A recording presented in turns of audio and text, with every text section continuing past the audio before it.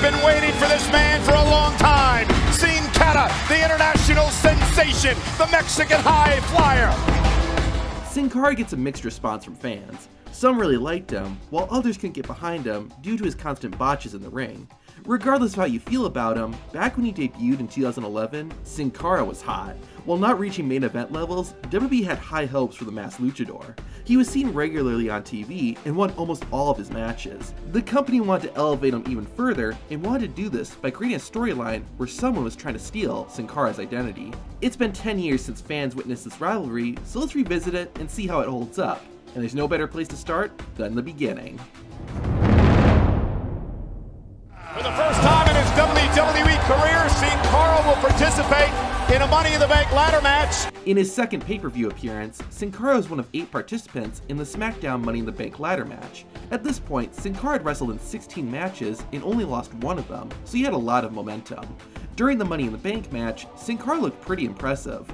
Being a high flyer, this type of match favored him well. Only about 7 minutes into the fight, however, Sheamus butted in.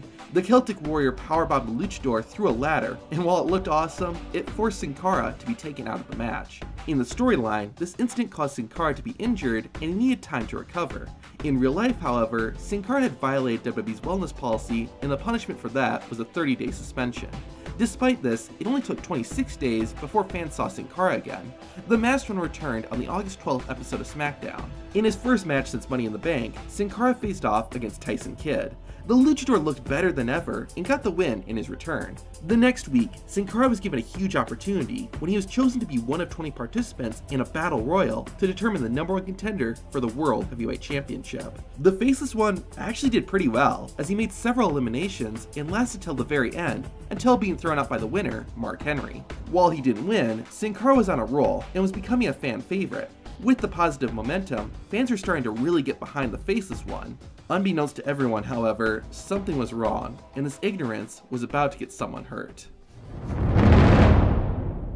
About 2 weeks after making his return, Sin Cara faced off against the person who won the Money in the Bank, Daniel Bryan. The two had a great match, with Sin Cara looking especially good. While Bryan put up a fight, Sin Cara continued to amaze by defeating the Money in the Bank winner. The two athletes shook hands afterward, but while Daniel Bryan was still down, Sin Cara kicked him right in the face. Sin Cara had never done something like this, and in fact, Sin Cara had saved Daniel Bryan from an attack by Alberto Del Rio about a week earlier, so this is really surprising. On the next episode of SmackDown, Sin Cara competed again, defeating Tyson Kidd in a rematch. While the luchador had never spoken before, everyone wanted an explanation. WWE commentator Josh Matthews got in the ring after the match and asked Sin Cara why he had the change in attitude. To everyone's amazement, Sin Cara answered him.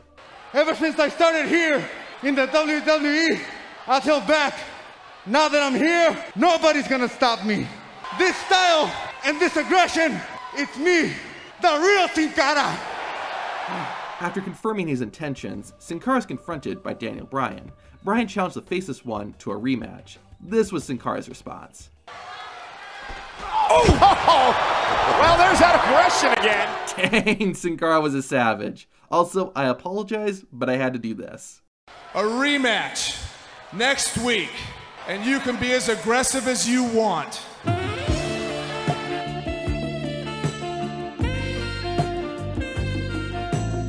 With the match set, Daniel Bryan and Sin Cara would face off again the following week. While it seemed straightforward, the story was about to take a twist. In the first match of the show, the masked sensation went toe-to-toe with the American Dragon again, but this time, Sin Cara was showing his true colors. Daniel Bryan started off very aggressively, giving him an early advantage. Sin Cara eventually caught up with Bryan and got control of the match. While fighting on the turnbuckles, Daniel Bryan got stuck on the top rope. Sin Cara used the opportunity to get some easy shots in, despite the referee's warnings. The official eventually had no choice but to disqualify Sin Cara, a first for the masked luchador. Fueled by his new attitude, Sin Cara continued to attack his opponent, even though the match was over. Then, this happened.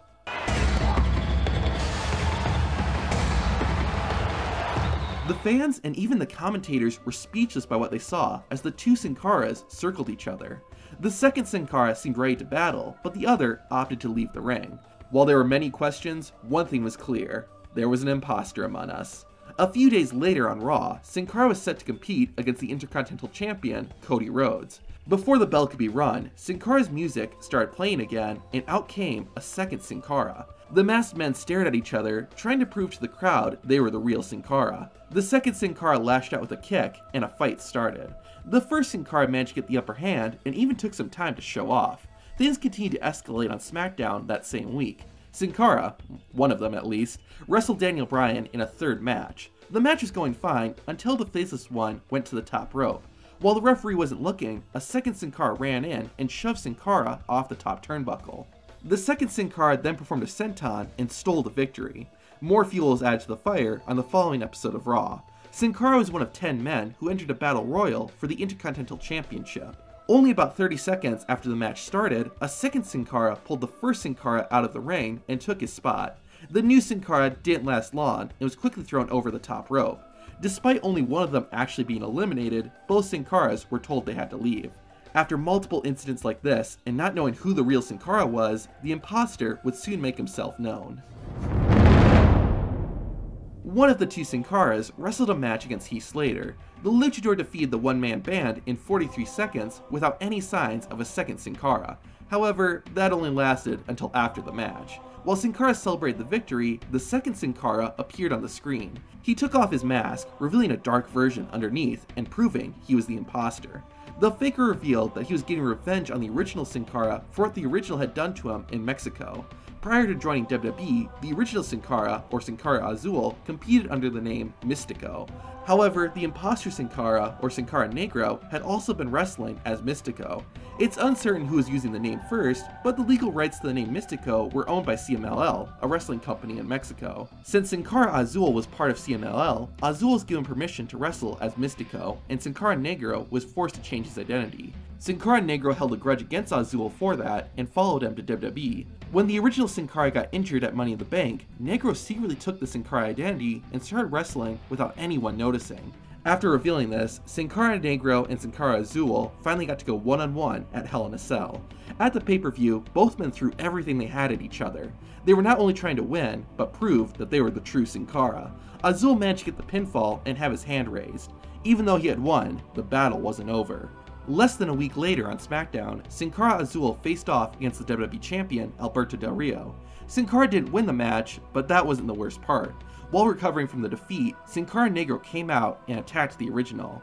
While that was bad, what the faker did next week was plain disrespectful. On SmackDown, Sin Cara was set to have a match with Justin Gabriel. Before he could even make his entrance, Sin Cara Negro attacked Azul backstage. As if that wasn't enough, the faker unmasked the original and wore the mask himself.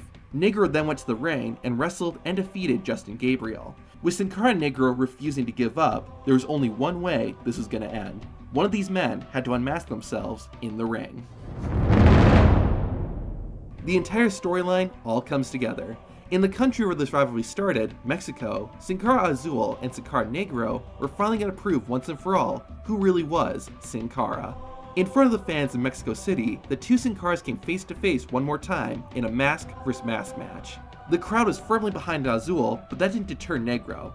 While the original started off strong, the imposter managed to take control. Sin Cara Negro wore down his opponent and even tried to unmask him during the match. Azul knew that would be the end if his mask was taken, and fought with every ounce of strength to keep the match alive. Finally, Sin Cara Azul got the upper hand he needed and grounded Negro and forced him to tap out. The fans already knew Azul was the true Sin Cara, and this victory only solidified it. As part of the match stipulation, Sin Cara Negro had to unmask. Not surprising considering his past behavior, but Sin Cara Negro refused to hold up his end of the bargain. Azul wasn't letting him off that easily, and the two began fighting again. Sin Cara Azul eventually grabbed Sin Cara Negro's mask and pulled it off his head. With his true identity exposed, the imposter had finally been put to rest. The week after Sin Cara Negro's unmasking, the man who'd been trying to steal Sin Cara's identity revealed his name was Hunico.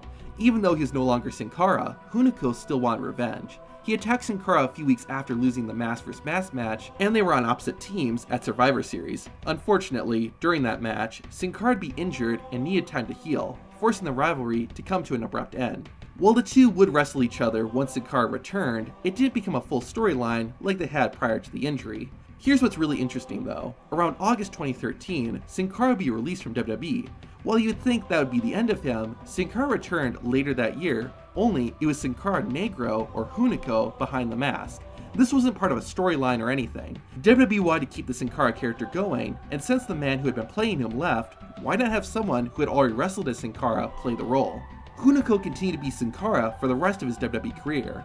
Unfortunately, there wasn't a ton of memorable moments or storylines. This is probably why, in late 2019, Sin Cara, or Hunico, was released from the company. In a way, it's sort of the perfect ending. Hunico debuted in WWE as an imposter, but he left as the real Sin Cara.